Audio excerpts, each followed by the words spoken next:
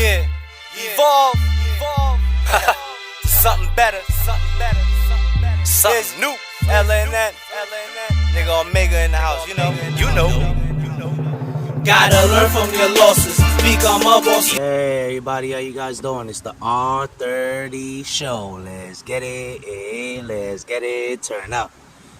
Thanks all y'all for coming out, hanging out with me for a bit. Before I get into this video, I would like for you to like and subscribe, by the way. Hit that notification bell, that way I get notified every time I drop a new video. Alright, let's get into this. Yeah man, today we're gonna talk about karma, you know. UFC 264 passed last weekend. It was a decent card, you know, it was a decent card. I wouldn't say it was my top favorite card, but it was a decent card. You know, there was a lot of rhetoric in that card, you know, there was a lot of threats made, you know, mostly by Conor McGregor. You know how Conor is. Conor is, yeah man, Conor is a guy, he knows he's a promotional genius, but also, he does say a lot of things that can get under this fighter's skin, and also, he also says a lot of things that violate how a fighter should promote a fight. Now, I'm not a fighter, I'm not a promotional guy, I'm just here to report. I wouldn't know what are those guidelines, but from my perspective, an outsider, I can say that, yeah, I felt like certain things were, you know, was not meant to be said. Remember when he fought Khabib, that's why Khabib jumped the fence. Because Khabib felt the same way, you know, talking about religion, his father, family, this, that, and whatnot was a little bit over the top. Same thing with Dustin, first fight, you know, that when in the first meet, you know, it was a lot of nasty things said, but on both sides. But Dustin didn't cross the line; he just kept it directly to Conor. At that time, Conor kept it directly towards. It was perfect. Second meet, Conor was in a different space, I guess, at that time, mentally. So he was, you know, you didn't see all the antics and all the vulgarness and all that was on display. It was not on display. Pretty much, I would say, if you want to judge him by who he is, I guess he was being himself then. Third fight came around, the trilogy.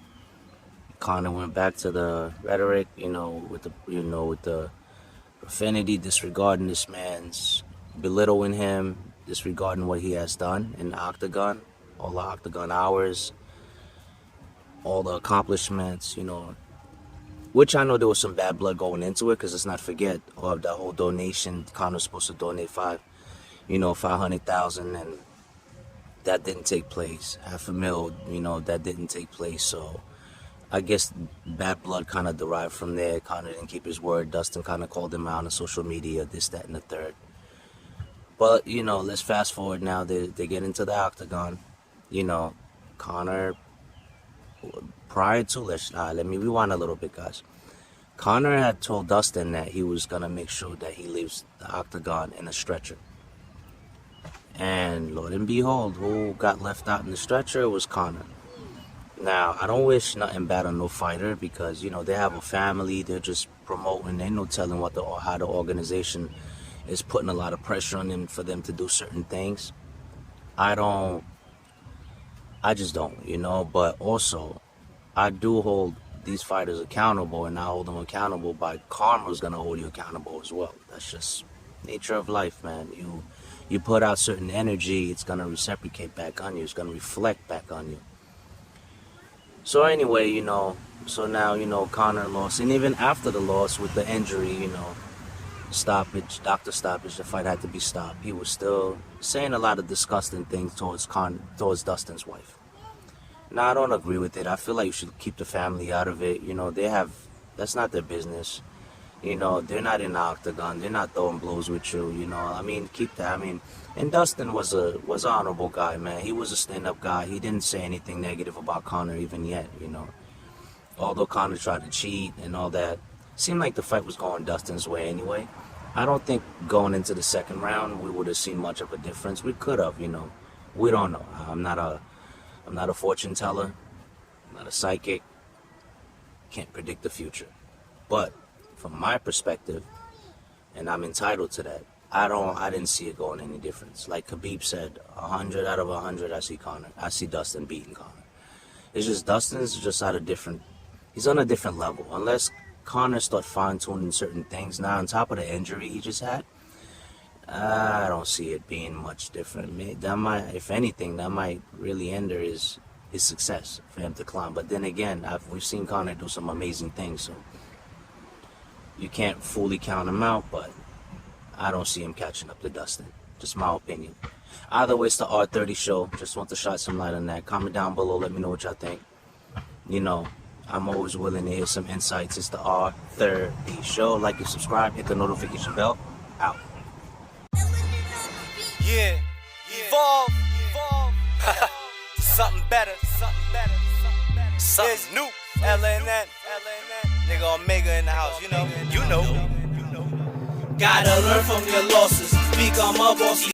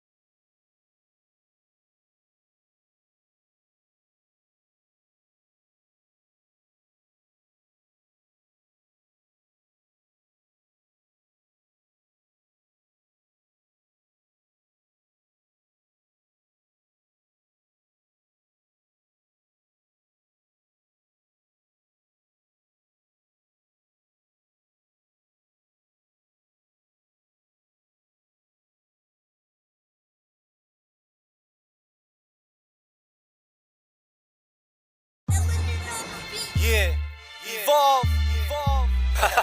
Something better, something better, something better. Something new. LNN, nigga Omega in the house, you know.